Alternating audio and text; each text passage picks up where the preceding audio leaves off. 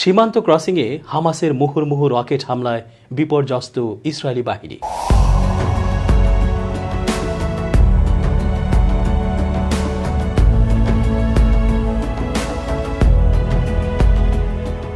আসসালামু আলাইকুম সুপ্রিয় দর্শক, শুভেচ্ছা রইল। এস জে রতন স্বাগত জানাচ্ছি চেঞ্জ টিভি আন্তর্জাতিক চোখ অনুষ্ঠানে। হামাসের শক্তি কতটা এ বিষয়ে ইসরায়েলি বাহিনীকে আর নতুন করে বলে দিতে হবে না। যে কোনো মুহূর্তে হামাসের বিধ্বংসী রূপ প্রকাশ পেতে পারে, তখন জীবন নিয়েও পালানোর সুযোগ মিলবে না কারো। নেতানিয়াহু বলেই ফেলেছে যে হামাসের সাথে যুদ্ধবিরতি মানে হামাস জিতে গেল এবং হামাসই গাজা শাসন করবে। সুতরাং জেদ করে হলেও হত্যাযজ্ঞ অব্যাহত রাখতে হবে। ইসরায়েল গাজার মধ্যবর্তী কেরেম শালোম সীমান্ত ক্রসিংয়ে ব্যাপক রকেট হামলা চালিয়েছে হামাস। এই ঘটনায় 3 ইসরায়েলি সেনা নিহত হয়েছেন। সোমবার 6 মে এক প্রতিবেদনে এই তথ্য জানিয়েছে সংবাদ মাধ্যম টাইমস অব ইসরায়েল ও বিবিসি। নিহত ইসরায়েলি সেনারা হলেন গিভাতি ব্রিগেডের staff sergeant Raben Mark Asulin 19, Givati ব্রিগেডের স্টাফ সার্জেন্ট ইদো তেসলা 19 ও নাহাল ব্রিগেডের স্টাফ সার্জেন্ট তাল সাভিদ 21। এছাড়া আরও 11 ইসরায়েলি সেনা সদস্য গুরুতর আহত হয়েছেন। হামাসের সশস্ত্র শাখা আল কাসাম ব্রিগেড জানিয়েছে তারা কেরেম শালোম ক্রসিংয়ে হামলা চালিয়েছে এবং স্বল্প পাল্লার রকেট দিয়ে তারা ইসরায়েলি সেনাদের লক্ষ্যবস্তু করেছে। ইসরায়েলি প্রতিরক্ষা বাহিনী আইডিএফ জানিয়েছে কেরেম শালোম থেকে প্রায় 3.6 কিলোমিটার অর্থাৎ 2.2 মাইল দক্ষিণে গাজার রাফা ক্রসিংয়ের কাছে একটি এলাকা থেকে 10টি ক্ষেপণাস্ত্র নিক্ষেপ করা হয়েছে। আইডিএফ আরও বলেছে একটি বেসামরিক আশ্রয়কেন্দ্রের প্রায় 350 মিটার দূরে অবস্থিত একটি স্থাপনা থেকে এসব রকেট নিক্ষেপ করা হয়েছিল।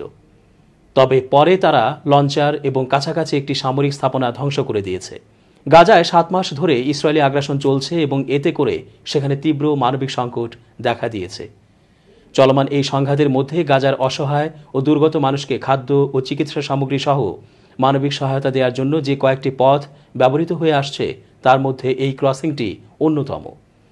এদিকে মিশরের মধ্যস্থতাকারীরা গাজায় যুদ্ধবিরতি এবং হামাসের হাতে আটক বন্দীদের মুক্তির জন্য চুক্তি নিশ্চিত করার লক্ষ্যে 2 দিনব্যাপী আলোচনা করেছে। এক বিবৃতিতে হামাস বলেছে সর্বশেষ রাউন্ডের এই আলোচনা রোববার শেষ হয়েছে এবং তাদের প্রতিনিধি দল এখন হামাস নেতৃত্বের সাথে পরামর্শ করতে কায়রো থেকে কাতারে যাবে। যুক্তরাষ্ট্রের কেন্দ্রীয় গোয়েন্দা সংস্থা সিআইএর প্রধান উইলিয়াম বার্নস এই মধ্যস্থতা প্রচেষ্টায় জড়িত ছিলেন এবং তিনিও এখন দোহায় আলোচনার জন্য মিশরের রাজধানী ত্যাগ করেছেন বলে খবরে বলা হয়েছে। জিম্মি মুক্তির বিনিময়ে গাজায় যুদ্ধ বন্ধের হামাসের দাবি প্রত্যাখ্যানে অবস্থান আরও কঠোর করেছেন ইসরায়েলের প্রধানমন্ত্রী বেনিয়ামিন নেতানিয়াহু।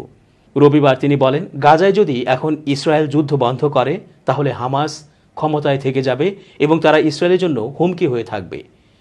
ফিলিস্তিনের মুক্তিকামী সশস্ত্র গোষ্ঠী হামাসের হাতে থাকা জিম্মিদের মুক্তি নিশ্চিতের জন্য যুদ্ধে সাময়িক বিরতি দিতে ইসরায়েল রাজি আছে বলে জানিয়েছেন নেতানিয়াহু। হামাসের কাছে 130 জনের বেশি ইসরায়েলি জিম্মি আছে বলে ধারণা করা হচ্ছে। ইসরায়েলের প্রধানমন্ত্রী বলেন, কিন্তু ইসরায়েল যখন আগ্রহ দেখাচ্ছে তখন হামাস কট্টর অবস্থানে অনড় রয়েছে। তারা প্রথমেই গাজা থেকে আমাদের সব সেনা প্রত্যাহার সহ যুদ্ধের অবসান চায়। তারা অর্থাৎ হামাস নিজেদের ক্ষমতায় রাখতে চায়। ইসরায়েল তা মেনে নিতে পারে না। খবর আরব নিউজের। প্রতিবেদনটিতে বলা হয়, হামাস বারবার হত্যাযজ্ঞ, ধর্ষণ ও অপহরণ করে নিজেদের প্রতিশ্রুতি বজায় রাখতে সক্ষম হবেন বলে মনে করেন নেতানিয়াহু। মিশরের রাজধানী কায়রোয়ে হামাস নেতারা দ্বিতীয় দিনের মতো মধ্যস্থতাকারীদের সঙ্গে বৈঠক করছেন। ফিলিস্তিনের কর্মকর্তারা বলেছেন, হামাস নেতারা যে কোনো চুক্তির শর্ত হিসেবে গাজায় যুদ্ধ অবসানের দাবিতে অনড় থাকায় এখন পর্যন্ত আলোচনায় দৃশ্যত কোনো অগ্রগতি হয়নি। গত বছর 7 অক্টোবর হামাস ইসরায়েলে ঢুকে হামলা চালানোর পর 252 জনকে জিম্মি করে গাজায় নিয়ে যায়। এর জবাবে সেদিনই গাজায় হামলা শুরু করে ইসরায়েল। গাজার স্বাস্থ্য মন্ত্রণালয়ের হিসাব মতে ইসরায়েলের বিমান ও স্থল হামলায় এ পর্যন্ত প্রায় 35,000-এর মতো ফিলিস্তিনি নিহত হয়েছে। ফিলিস্তিনের গাজা উপত্যকায় দখলদার ইসরায়েলের গণহত্যা ও আগ্রাসন পুরোপুরি বন্ধ না হওয়া পর্যন্ত বন্দি বিনিময় চুক্তি বা কোনো ধরনের যুদ্ধবিরতিতে যাবে না Hamas.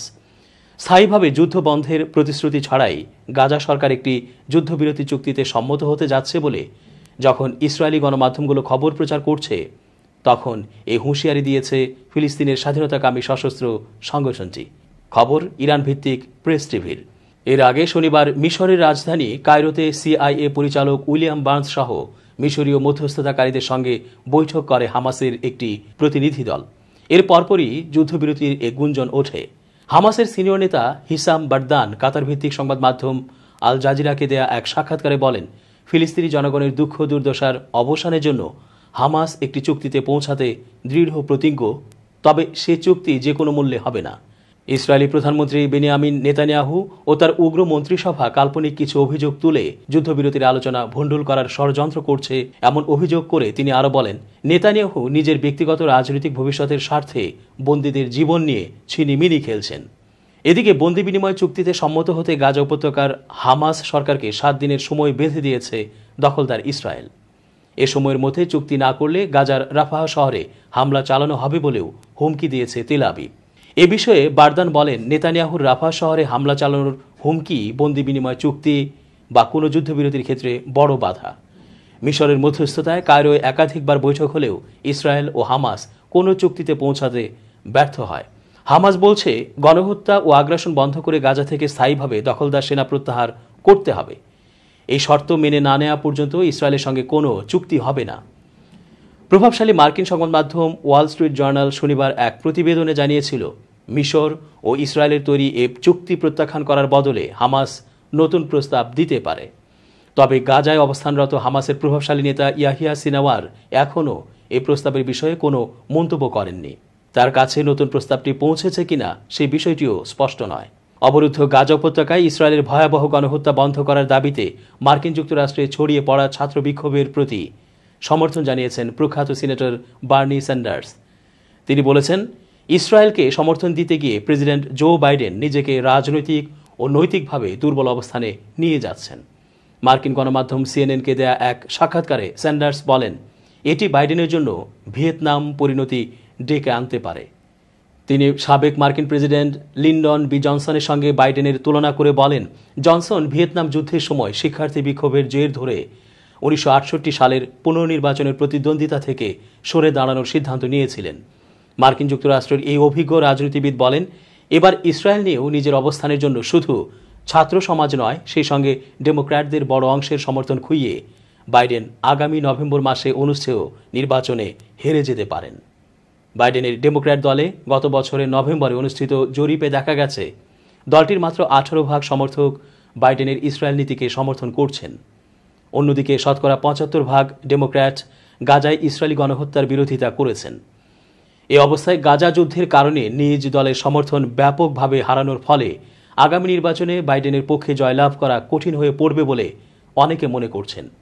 Israel defence force IDF উত্তর পূর্ব লেবাননের বালবেকের কাছে হিজবুল্লাহ কম্পাউন্ডে বিমান হামলা চালিয়েছে। লেবাননের উত্তর পূর্বাঞ্চলীয় বালবেকের নিকটবর্তী সেফরি এলাকায় হিজবুল্লাহর একটি কম্পাউন্ডে রাতভর ইসরায়েলি বিমান হামলা চালায়। লেবাননের গণমাধ্যমের খবরে বলা হয়েছে, ইসরায়েলের চালানো হামলায় লেবাননের 3 জন আহত হয়। বালবেক ইতোপূর্বে হিজবুল্লাহর শক্ত ঘাঁটি হিসেবে চিহ্নিত এবং অঞ্চলটি ইসরায়েল সীমান্ত থেকে মাত্র 100 কিলোমিটার দূরে অবস্থিত। আইডিএফ জানিয়েছে, তারা রবিবার 5 মে রাতে দক্ষিণ লেবাননের রামিয়ে, আইতা আশাব, মারওয়াহিন এবং জাবাল ব্লাটে হিজবুল্লাহের অবস্থানেও হামলা চালিয়েছে। খবর টাইমস অব ইসরায়েলের। প্রতিবেদনটিতে বলা হয়েছে, ইসরায়েল ডিফেন্স ফোর্স আইডিএফ পূর্ব রাফায় প্রচারপত্র, মোবাইলে খুদে বার্তা এবং আইভিআর ফোন কল ব্যবহার করে গাজাবাসীকে রাফা এলাকা খালি করার বিষয়ে নির্দেশনা প্রদান করেছে। আইডিএফ ইতোমধ্যে অভিযান এলাকা চিহ্নিত করে ওই এলাকার একটি মানচিত্র প্রকাশ করেছে। ইসরায়েল সামরিক বাহিনী এক বিবৃতিতে বলেছে, ইসরায়েল সরকারের অনুমোদন পাওয়ার পর আইডিএফ হামাসের নিয়ন্ত্রণাধীন ফিলিস্তিনিদেরকে রাফার পূর্বাঞ্চলীয় এলাকা থেকে অস্থায়ীভাবে সরে যাওয়ার আহ্বান জানিয়েছে। আহ্বানে আরও বলা হয়, পরিস্থিতির চলমান মূল্যায়ন অনুযায়ী বিষয়টি ধীরে ধীরে অগ্রসর হবে। আল মাওয়াসি এবং খান ইউনুস এলাকায় সম্প্রসারিত মানবিক অঞ্চলটিতে বাস্তুচ্যুত ফিলিস্তিনিদের জন্য ফিল্ড হাসপাতাল, তাঁবু এবং অস্থায়ী শিবিরও এর অন্তর্ভুক্ত রয়েছে। এদিকে গাজার দক্ষিণাঞ্চলীয় সেনাদের ওপর রবিবারের প্রাণঘাতী রকেট হামলার পর দক্ষিণ গাজার সঙ্গে কেরেম শালোম ক্রসিং এখনও বন্ধ রয়েছে। তবে পরিস্থিতি সম্পর্কে নতুন মূল্যায়নের পর এটি খুলে দেওয়া হতে পারে।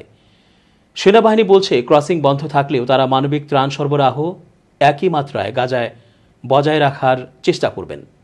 মধ্য গাজায় যুক্তরাষ্ট্রের ভাসমান জেটি নির্মাণের কাজ অব্যাহত থাকায় অন্যান্য ক্রসিংগুলি খোলা থাকবে। আইডিএফ গাজার সর্বত্র হামাসকে অনুসরণ করবে যতক্ষণ না তারা হামাসের হাতে অপহৃত সমস্ত জিম্মিদের ঘরে ফিরিয়ে আনছে। আইডিএফ জানিয়েছে তাদের যুদ্ধবিমান পূর্ব দিক থেকে ইসরায়েলগামী একটি ড্রোনকে গুলি করে ভূপাতিত করেছে। পুরো ঘটনার সময় বিমানটিকে ট্র্যাক করা হয়েছিল এবং বেসামরিক লোকজনের জন্য এটি কোনো হুমকি হিসেবে ছিল না। তবে ড্রোনটি কোথায় ভূপাতিত করা হয়েছে সেই বিষয়ে বিস্তারিত কিছু বলা হয়নি। এদিকে ইরান সমর্থিত ইসলামিক রেজিস্ট্যান্স ইন ইরাক দাবি করেছে তারা রাতভর ইসরায়েলের দিকে 2টি ড্রোন নিক্ষেপ করেছে, যার মধ্যে ইলাতের একটি ঘাঁটি সহ 2টি সামরিক অবস্থান লক্ষ্য করে হামলা চালানো হয়েছে। যুদ্ধের মধ্যেই ইরাক ও সিরিয়ায় ইরান সমর্থিত গোষ্ঠীগুলো ইসরায়েলে বেশ কয়েকটি ড্রোন হামলা চালিয়েছে। ইরান নিজেও গত মাসে শত শত ড্রোন ও ক্ষেপণাস্ত্র দিয়ে ইসরায়েলে নজিরবিহীন হামলা চালিয়েছে। দর্শক, আজ এই পর্যন্তই। ভালো থাকুন।